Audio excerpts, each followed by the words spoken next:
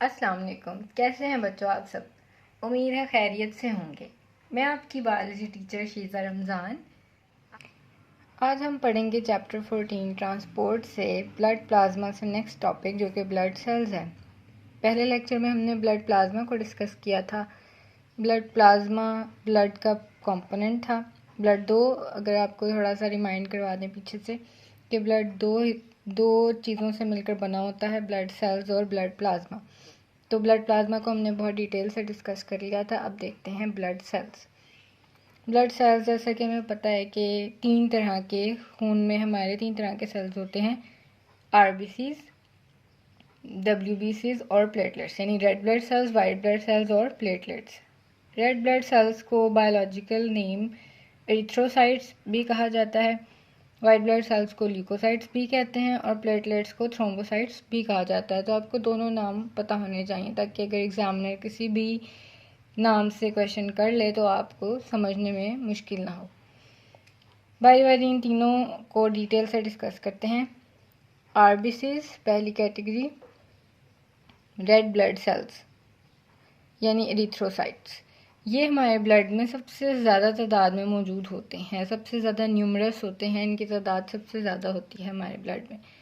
और अगर इनकी तादाद की बात की जाए, प्रॉपर नंबर इनकी क्या मौजूद है हमारे ब्लड में, तो वो ऑन एवरेज मेल्स में इसकी तादाद, रेड ब्लड सेल्स की तादाद होती है 5 to 5.5 यानी 5.5 मिलियन पर क्यूबिक मिलीमीटर, यानी 1 क्यूबिक मिलीमीटर ब्लड में 5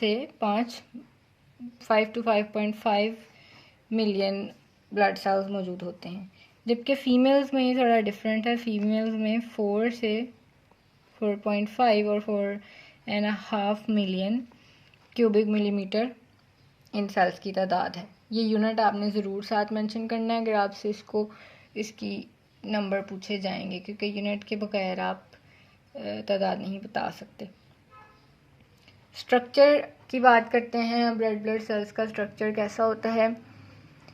जब रेड ब्लड सेल्स की फॉर्मेशन हो रही होती है तो उनके दौरान, जब ये बन रहे होते हैं, अर्ली स्टेजेस में होते हैं, तो उस दौरान इनमें न्यूक्लियस मौजूद होता है।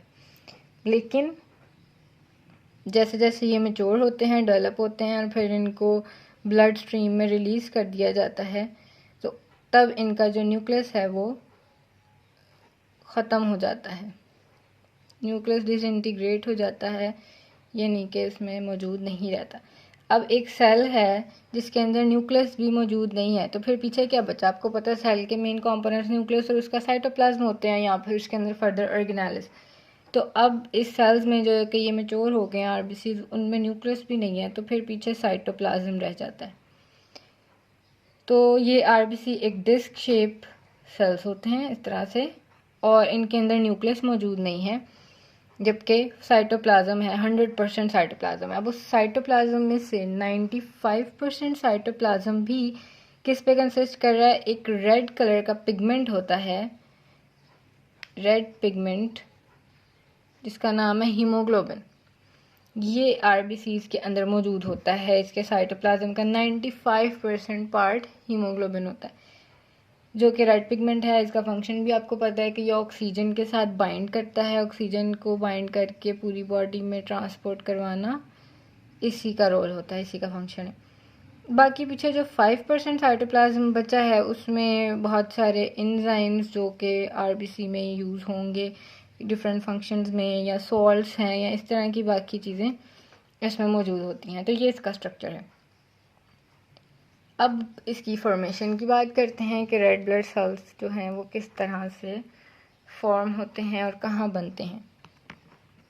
अगर हम एडल्ट्स की बात करें, यानी कि जब एक ऑर्गेनिज़म प्रोड्यूस हो चुका है और उसके अंदर रेड ब्लड सेल्स की फॉर्मेशन होती है उसके रेड बोन मैरो में, यानी हड्डियों के अंदर। आपने पढ़ा था बोन्स के अंदर दो तरह का बोन मैरो होता है, एक रेड बोन मैरो और एक येलो बोन मैरो। तो उसमें जो रेड बोन मैरो है बोन्स के अंदर, जो उसका गूदा होता है, उसमें इनकी फॉर्मेशन होती है। बोन्स का नाम भी बता दिया है कि मोस्टली जो रेड ब्लड सेल्स हैं वो शॉर्ट बोन्स की, जो रेड बोन मैरो है उसमें बनते हैं। शॉर्ट बोन्स यानी छोटी हड्डियां हमारी बॉडी की, इंसानों की। उसमें कौन कौन सी हड्डियां शामिल हैं? लाइक स्टर्नम है, रिब्स हैं, वर्टिब्रीज हैं। स्टर्नम आपको पता है जो चेस्ट के सामने वाली हड्डी होती है उसको कहते हैं। रिब्स आपको पता है पसलियों को कहा जाता है। वर्टिब्रीज हैं रीढ़ की हड्डी जिसको कहते हैं, उनमें। तो ये सारी बहुत छोटी छोटी सी हड्डियां हैं और इनके रेड बोन मैरो के अंदर फॉर्मेशन हो रही होती है रेड ब्लड सेल्स की। लेकिन जब एक ऑर्गेनिज्म की फॉर्मेशन हो रही है, जब इंसान की फॉर्मेशन हो रही है, वो भी फीटल लाइफ में है, अपनी एम्ब्रियोनिक लाइफ में है, in the belly of his और हर मदर उसके अंदर है, तो जब इनकी फॉर्मेशन हो रही होती है एम्ब्रियोनिक लाइफ में, तब ये बनते हैं लिवर और स्प्लीन में। यानी एक एम्ब्रियो के, एक फीटस का जो लिवर और स्प्लीन है उसमें इनकी फॉर्मेशन होती है। तो ये दो डिफरेंट, इनकी फॉर्मेशन के हवाले से इनकी साइड्स, फॉर्मेशन साइड्स चेंज होती रहती हैं। पैदा होने के बाद, मैच्योर होने के बाद इंसानों में आरबीसी फॉर्म हो रहे होते हैं बोन मैरो के अंदर, और एम्ब्रियोनिक लाइफ में ये फॉर्मेशन इनकी चल रही होती है लिवर और स्प्लीन में। अब हम बात करते हैं लाइफ स्पैन की। आरबीसीज का जो लाइफ स्पैन है, लाइफ स्पैन मतलब वही कि ब्लड के अंदर ये कितनी देर के लिए रहते हैं, कितनी देर के लिए रह सकते हैं। तो 4 मंथ्स या फिर ऑन एवरेज आप कह सकते हैं 120 डेज, 120 दिन या 4 महीने सिर्फ एक आरबीसी जो है वो ब्लड के अंदर मौजूद होता है। और उसके बाद इनके साथ क्या होता है, इनकी ब्रेकडाउन हो जाती है। 4 महीने बाद जो आरबीसीज मौजूद हैं ब्लड के अंदर वो आहिस्ता आहिस्ता टूटने की तरफ जाते हैं, और इनकी ब्रेकडाउन कहाँ पर, किस ऑर्गन में होती हैं? ये होती है लिवर एंड स्प्लीन में। यानी बेशक मैच्योर होने के बाद, पैदा होने के बाद बनते ये लिवर और स्प्लीन में नहीं है, लेकिन यहाँ पर इनकी पुराने आरबीसी, जिन्हें आप ओल्ड आरबीसीज कह सकते हैं, जो पुराने हो गए हैं, जिनका लाइफ स्पैन, जिनकी ज़िंदगी मुकम्मल हो गई है, वो उनकी ब्रेकडाउन यहाँ होती है लिवर और स्प्लीन के अंदर। और जब वो टूट जाते हैं तो फिर उनके जो भी कंपोनेंट्स टूटे हैं, जो भी पार्ट्स बचे हैं, उनको फेगोसाइटोस कर लिया जाता है। यानी फेगोसाइटोसिस के थ्रू अपनी बॉडी के अंदर डिफरेंट सेल्स, आपको पता है डिफरेंट सेल्स ऐसे होते हैं जो कि फेगोसिटिक एक्टिविटी करते हैं, डिफरेंट चीज़ों को खाते हैं। फेगोसाइटोसिस का मतलब सॉलिड मटेरियल को इंगल्फ करना। तो वो डिफरेंट बॉडी के सेल्स आकर इनके बचे कुचे जो पार्ट्स होते हैं उनको खा लेते हैं। तो इस तरह से नए सेल्स बनते जाते हैं हमारी बोन मैरो में, रेड बोन मैरो में कंटिन्यूसली, और जो पुराने सेल्स हैं वो टूटते चले जाते हैं लिवर और स्प्लीन में, और उनके जो भी उनका पीछे डेब्रिस होता है उसको भी वहाँ से क्लियर किया जाता है बाय फेगोसाइटोस। तो ये थी डिटेल रेड ब्लड सेल्स की। अब नेक्स्ट कैटेगरी की तरफ चलते हैं जो कि है वाइट ब्लड सेल्स या फिर ल्यूकोसाइट्स। वाइट ब्लड सेल्स या जिनका दूसरा नाम है ल्यूकोसाइट्स, ये होते हैं कलरलेस। आरबीसीज का नाम रेड ब्लड सेल इसलिए था क्योंकि वो रेड कलर के हमें दिखाई देते हैं, जबकि ये जो सेल्स हैं इन्हें ल्यूकोसाइट्स इसलिए कहा जाते हैं या वाइट ब्लड सेल इसलिए कहते हैं क्योंकि इनमें कोई as such pigment, coloured pigment नहीं होता, तो ये कलरलेस होते हैं। इसके अलावा अगर आरबीसीज से इनका कंपैरिजन किया जाए तो इनका साइज़ जो है वो लार्जर होता है, बड़े होते हैं ये आरबीसीज की निस्बत। एवरेज नंबर या इनकी तादाद ब्लड में कितनी होती है वो हमें बताई गई है जी, 7000 से 8000 पर क्यूबिक मिलीमीटर ऑफ ब्लड। यानी कि 1 क्यूबिक मिलीमीटर खून के अंदर इनकी तादाद होती है 7 से 8000, जो कि काफ़ी कम है अगर हम देखा जाए आरबीसीज की तरफ से। लेकिन इसके अलावा अब हम वाइट ब्लड सेल्स जो हैं उनकी बहुत सारी टाइप्स होती हैं, और टाइप्स किस बेस पर हमने वाइट ब्लड सेल्स की बनाई हुई हैं? टाइप्स बनाई हैं on the basis of shape of nucleus and density of granules.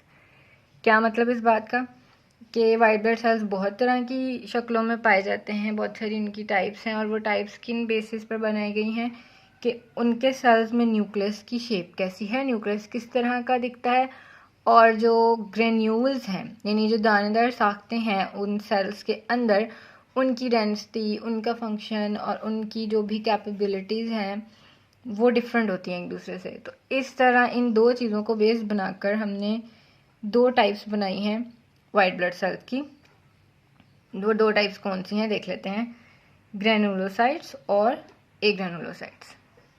Granulocytes और एग्रेनुलोसाइट्स मतलब इनके नाम से जाहिर है कि कुछ WBCs ऐसे हैं, कुछ वाइट ब्लड सेल्स ऐसे होते हैं जिनके अंदर डेंस किस्म के बड़े गहरे और मोटे किस्म के ग्रेन्यूल्स मौजूद होते हैं, यानी दानेदार साख्तें होती हैं। तो वो तमाम WBCs वाइट ब्लड सेल्स, वो तमाम ल्यूकोसाइट्स जिनमें ग्रेन्यूल्स होते हैं, जैसे मिसाल के तौर पे ये एक वाइट ब्लड सेल है, इसका ये न्यूक्लियस है और इसके साथ इसके अंदर इस तरह से ये जो डॉट्स मैं बना रही हूँ ये ग्रेन्यूल्स हैं, यानी ये कि ये दानेदार साख्तें हैं। तो इन्हें आप ग्रेन्यूल्स कहते हैं। इन ग्रेन्यूल्स की बेस पर ग्रेनुलर मतलब वो तमाम WBCs जिनमें ग्रेन्यूल्स होते हैं वो ग्रेनुलोसाइट्स कहलाते हैं, और जिनमें ग्रेन्यूल्स नहीं होते उनको फिर एग्रेनुलोसाइट्स की कैटेगरी में डाल दिया जाता है। तो ग्रेनुलोसाइट्स में कौन कौन से वाइट ब्लड सेल इंक्लूडेड हैं? उनमें है न्यूट्रोफिल्स, इयोसिनोफिल्स और बेसोफिल्स। 3 तरह के ग्रेनुलोसाइट्स होते हैं, जबकि एग्रेनुलोसाइट्स यानी ऐसे वाइट ब्लड सेल्स जिनमें ग्रेन्यूल्स नहीं होते वो 2 तरह के हैं, मोनोसाइट्स और लिम्फोसाइट्स।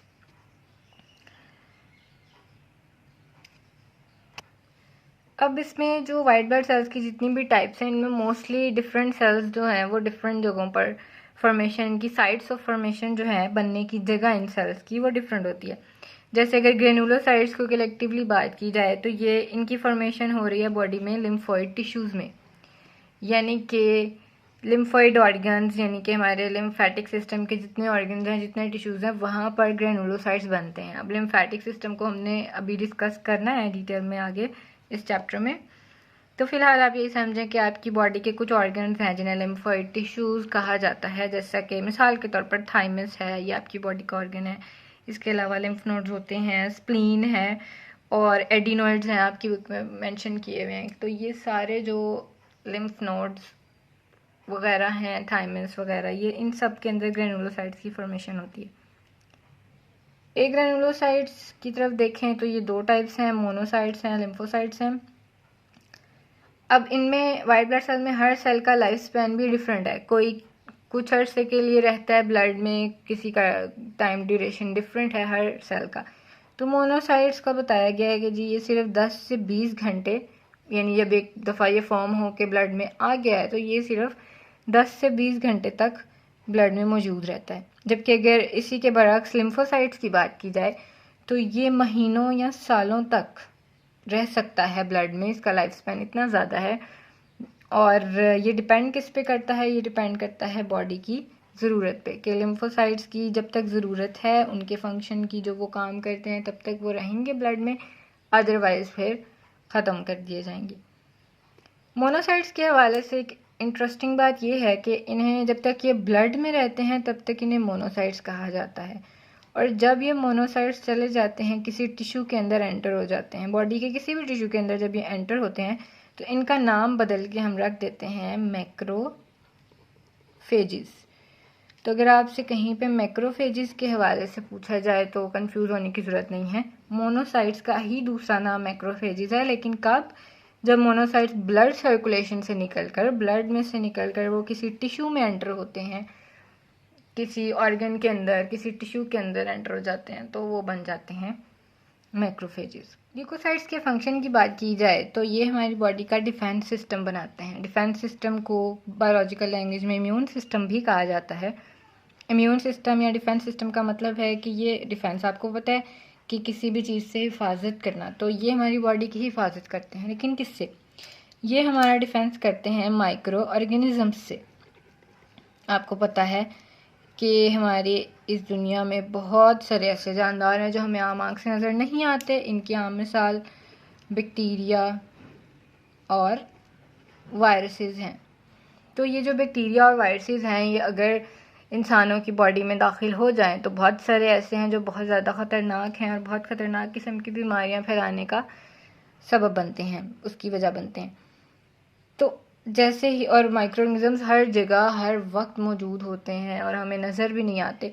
तो जब भी कभी हमारी बॉडी की डिफरेंट किसी साइड पर कोई चोट लगती है या वहाँ से किसी भी साइड से बैक्टीरिया अंदर जाने की, इन्वेड करने की, आपकी बुक में वर्ड यूज़ हुआ है इन्वेजन का, कि वो बॉडी के अंदर दाखिल होने की कोशिश करता है, कोई भी माइक्रोनिज्म है, कोई बैक्टीरिया है, कोई वायरस है, तो ये जो हमारी बॉडी के अंदर ल्यूकोसाइट्स मौजूद हैं, अल्लाह ताला ने बनाए हैं, जिन्हें वाइट ब्लड सेल्स कहते हैं, ये क्या करते हैं, ये उस साइट पर, उस जगह पर जहाँ से इन्वेजन की कोशिश की जा रही है, जहाँ पे बैक्टीरिया इन्वेड करने की कोशिश कर रहा है, बॉडी के अंदर दाखिल होने की कोशिश कर रहा है, फिर वो फर्दर बीमारी वगैरह भी फैलाएगा अगर वो अंदर आ जाता है, तो उसी टाइम ये अलर्ट हो जाते हैं सेल्स, हमारे ल्यूकोसाइट्स, और ये पहुँच जाते हैं at the site of invasion. इसमें स्पेसिफिकली आपकी बुक में जिक्र किया गया है 2 तरह के सेल्स, यानी मोनोसाइट्स और न्यूट्रोफिल्स। इनका ज़्यादा रोल है कि जब कभी कोई बैक्टीरिया या वायरस इन्वेड करने की कोशिश करता है, तो ये सेल्स हैं जो कि जाते हैं at the site of invasion. और ये जाते किस तरह से हैं, ट्रैवल किस तरह करते हैं, ये पहुंच जाते हैं at the site of invasion. और इनके ट्रैवल करने का तरीका है थ्रू कैपिलरीज, मतलब ऑब्वियसली ये ब्लड में मौजूद हैं और ब्लड के थ्रू ये ट्रैवल करते हैं एक जगह से दूसरी जगह। तो हमारे जो ब्लड कैपिलरीज हैं जिनके अंदर ब्लड फ्लो कर रहा है, तो उसमें ये चले जाते हैं, उनके थ्रू ये ट्रैवल करते हुए साइट ऑफ इन्वेजन पर पहुंचते हैं। वहाँ जाकर ये दोनों सेल्स, न्यूट्रोफिल्स या जिनको हम मैक्रोफेजेस, मोनोसाइट्स कहते हैं, ये जाकर उस बैक्टीरिया को किल करते हैं या उसको खा जाते हैं। Mostly they engulf that bacteria. तो वहाँ जाकर बैक्टीरिया से थोड़ी फाइट होती है और इस तरह से उसको अपनी बॉडी के अंदर इनगल्फ कर लिया जाता है। और आपको पता है सॉलिड पार्टिकल को इनगल्फ करने को फेगोसाइटोसिस कहते हैं। तो इन सेल्स को हम मोस्टली फेगोसिटिक सेल्स भी कहते हैं कि ये आने वाले फॉरेन मटेरियल को, इन्वेड करने वाली किसी भी चीज़ को, चाहे वो बैक्टीरिया है, वायरस है या कोई और हार्मफुल सब्सटेंस है जो बॉडी के अंदर आना चाह रहा है और आकर नुकसान पहुंचाएगा, तो ये सेल्स हैं जो कि फर्स्ट लाइन डिफेंस आपकी बॉडी को देते हैं, यानी सबसे आगे होते हैं। और ये जाकर at the site of wound और इन्वेजन, ये वहाँ जाकर उस जो भी वो सब्सटेंस है, वो चीज़ है, ऑर्गेनिज्म, उसको खा लेते हैं, इनगल्फ कर लेते हैं और उसकी फेगोसाइटोसिस करके बॉडी को बचा लेते हैं। लेकिन इसी प्रोसीजर में बहुत सारे, अब हर सेल जाके सीधा नहीं खा सकता क्योंकि आगे से आने वाली जो चीज़ है वो भी हार्मफुल है, वो माइक्रोऑर्गेनिज्म है, वो कोई ना कोई आगे से अपनी लड़ाई तो लड़ता ही है, कोई माइक्रोऑर्गेनिज्म या बैक्टीरिया या वायरस। तो ये जो इनकी फ़ाइट इन सेल्स की होती है, बैक्टीरिया की, न्यूट्रोफिल्स की, मोनोसाइट्स की आपस में, इस दौरान बहुत सारे सेल्स जो हैं वो डेड हो जाते हैं। बहुत सारे white blood cells, neutrophils, monocytes वगैरह, ये डेड हो जाते हैं। तो ये जो डेड WBCs हैं, ये एक वाइट कलर का एक सब्सटेंस, मतलब इनकी डेड बॉडीज़ वहाँ पर एक्यूमुलेट होने लग जाती हैं जहाँ पर ये डेड होंगे at the site of infection या इन्वेजन। तो वहाँ पर बहुत सारी डेड बॉडीज़ मौजूद होती हैं और वो एक कलेक्टिवली एक मिक्सचर, एक वाइट सब्सटेंस बनाती हैं जिसको फिर पस कहा जाता है। पस आपने आम ज़ुबान में काफ़ी दफ़ा पस का वर्ड यूज़ करते हैं, लेकिन बेसिकली ये पस जो डिफरेंट दानों में बन जाती है या इन्फेक्शन की साइड्स पर या ज़ख़म में, तो ये पस बनती किस तरह है कि ये आपके अपने ही जो सेल्स हैं जो आपको बचाने की कोशिश कर रहे हैं, ये इनकी डेड बॉडीज़ होती हैं। तो इस तरह से पस बनती है। इसके अलावा आपकी बॉडी में इसके अलावा आपकी जो बुक है उसमें बेज़ोफिल्स का फंक्शन थोड़ा इलेबोरेट किया हुआ है कि बेज़ोफिल जो है वो ऐसी सब्सटेंसेस बनाता है, मिसाल के तौर पर एक केमिकल का नाम है हेपरिन, वो बताया हुआ है। तो हेपरिन क्या करता है, ये प्रिवेंट करता है या ये स्टॉप करता है ब्लड क्लॉटिंग को। यानी अगर आपका खून कभी थिक हो रहा है, उसमें ब्लड क्लॉट्स बन रहे हैं जो अननेसेसरी हैं, जिनकी ज़रूरत नहीं है, तो बेज़ोफिल क्या करेगा, हेपरिन रिलीज़ करेगा और गैर ज़रूरी ब्लड क्लॉटिंग को रोकेगा, बॉडी के अंदर होने वाली ब्लड क्लॉटिंग या जो नुकसानदेह हो सकती है ब्लड बॉडी के लिए। हेपरिन के अलावा भी ये एक सब्सटेंस रिलीज़ करता है, केमिकल रिलीज़ करता है जिसे कहते हैं हिस्टामिन। हिस्टामिन का क्या काम होता है, ये बहुत सारे ये केमिकल बहुत सारी एलर्जिक रिएक्शंस में हिस्सा ले रहा होता है। तो कोई एलर्जिक रिएक्शंस भी मोस्टली यही होता है कि कोई भी बाहर से हार्मफुल सब्सटेंस बॉडी में एंटर होने की कोशिश कर रहा है और उसको फिर इस तरह के वहाँ पर रिएक्शंस होते हैं डिफरेंट केमिकल सब्सटेंसेस के थ्रू, उसको रोक दिया जाता है। और इसके अलावा लिम्फोसाइट्स के बारे में थोड़ी बात की है कि ये भी बॉडी को डिफेंस प्रोवाइड करते हैं और इनका बड़ा डिटेल रोल होता है जो यहाँ पर एज सच नहीं बताया, बस यही कहा कि लिम्फोसाइट्स इम्यून सिस्टम बनाने में अहम किरदार अदा करते हैं। तो ये है जी कि आपकी बॉडी में ल्यूकोसाइट्स किस तरह से डिफेंस सिस्टम को बना रहे हैं और आपको आपकी हिफाजत करते हैं तमाम bacteria. Now the third and the last type of blood cells जिन्हें हम प्लेटलेट्स या फिर बायोलॉजिकल लैंग्वेज में थ्रोम्बोसाइट्स कहते हैं। अब इन्हें सेल कहना मुनासिब नहीं है क्योंकि ये सेल्स नहीं होते। These are not cells, platelets are not cells. लेकिन ये फिर हैं कि अगर ये सेल्स नहीं हैं, ये सेल लाइक बॉडीज़ भी आप इन्हें कह सकते हैं कि सेल की तरह की बॉडीज़ हैं। आपके सेल, आपकी बोन मैरो में कुछ सेल्स होते हैं जिन्हें कहते हैं मेगा कैरियोसाइट्स। कुछ सेल्स हैं जिनका नाम होता है मेगा कैरियोसाइट्स। मेगा का मतलब होता है बहुत बड़े, बहुत लार्ज। तो ये जो बहुत बड़े बड़े सेल्स होते हैं ना, इनकी ब्रेकडाउन हो जाती है और इनके जो पीसेस हैं, इनके जो पार्टिकल्स हैं छोटे, उनसे जो वो ब्लड स्ट्रीम में रिलीज़ कर दिए जाते हैं। तो मेगा कैरियोसाइट्स के जो डिफरेंट पीसेस हैं, पार्टिकल्स हैं जो ब्लड में फ्लोट कर रहे होते हैं, they are called as platelets. तो इस तरह से ये सेल्स नहीं हैं बल्कि सेल्स के ही छोटे हिस्से होते हैं मेगा कैरियोसाइट्स के। इनके अंदर ना तो कोई न्यूक्लियस होता है, ना इनके अंदर कोई पिगमेंट होता है। और अगर आप इनके फंक्शन की बात करें प्लेटलेट्स की, तो बड़ा इंपॉर्टेंट फंक्शन है ये। आपकी ब्लड प्लाज्मा में मौजूद एक प्रोटीन होती है जिसका जिक्र हमने पहले भी किया था, फिब्रिनोजन।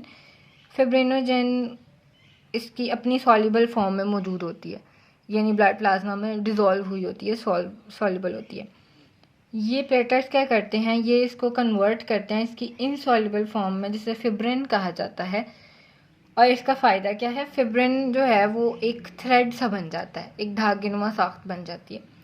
तो फिर आगे होता क्या, ये क्यों फिब्रिनोजन को फिब्रिन में कन्वर्ट करते हैं, क्योंकि इनका मकसद होता है ब्लड क्लॉट बनाना। प्लेटलेट्स का मेजर फंक्शन है ब्लड क्लॉटिंग में। कोई भी टक लगता है, कोई ज़ुकाम लगता है, किसी को भी जो ब्लड सारा स्टार्ट हो जाता है खून बहना, उसको रोकने के लिए वहाँ पर जो ज़ख्म बनता है, जो क्लॉट बनता है, वो प्लेटलेट्स की हेल्प के थ्रू बनता है। तो ये क्या करते हैं, ये उस दौरान जब ब्लीडिंग स्टार्ट होती है, ये फिब्रिनोजन को फिब्रिन में कन्वर्ट करते जाते हैं। वो फिब्रिन एक थ्रेड लाइक स्ट्रक्चर बन जाता है और ये क्या करता है, ये जो थ्रेड लाइक स्ट्रक्चर बना है, ये थ्रेड अपने साथ अपने अंदर बहुत सारे आरबीसीज और प्लेटलेट्स वगैरह इनको इनमैश करता है, यानी इनको भी अपने साथ ले लेता है और उस साइट पर जहाँ पर खून निकल रहा है वहाँ पर जमा कर लेता है। और इस तरह से वहाँ पर उनको ये जो थ्रेड लाइक स्ट्रक्चर है पूरी तरह कवर करके एक सील बना देता है, एक रुकावट बना देता है, जिससे खून फिर मज़ीद बाहर नहीं निकलता और वहाँ पर रुक जाता है, जम जाता है। तो इसकी बहुत बड़ी कंट्रीब्यूशन है क्योंकि मोस्टली जिस जगह पर कट लगता है, जहाँ से ब्लीडिंग स्टार्ट होती है, मोस्टली ऐसी जगहों से ही, या डी वुंड साइट आप कह सकते हैं, जख्म की साइड से ही बहुत सारे बैक्टीरियाज और वायरसेस हमारी बॉडी के अंदर आते हैं। तो जब ये ब्लड क्लॉट बन जाता है तो उनको फिर अंदर आने का जो मौका है वो नहीं मिलता। तो इस तरह से प्लेटलेट्स बहुत अहम किरदार अदा करता है बाय मेकिंग ब्लड क्लॉटिंग। ये था हमारा आज का टॉपिक। आपसे मिलते हैं इंशाल्लाह नेक्स्ट वीडियो में नेक्स्ट टॉपिक के साथ। अल्लाह हाफिज़।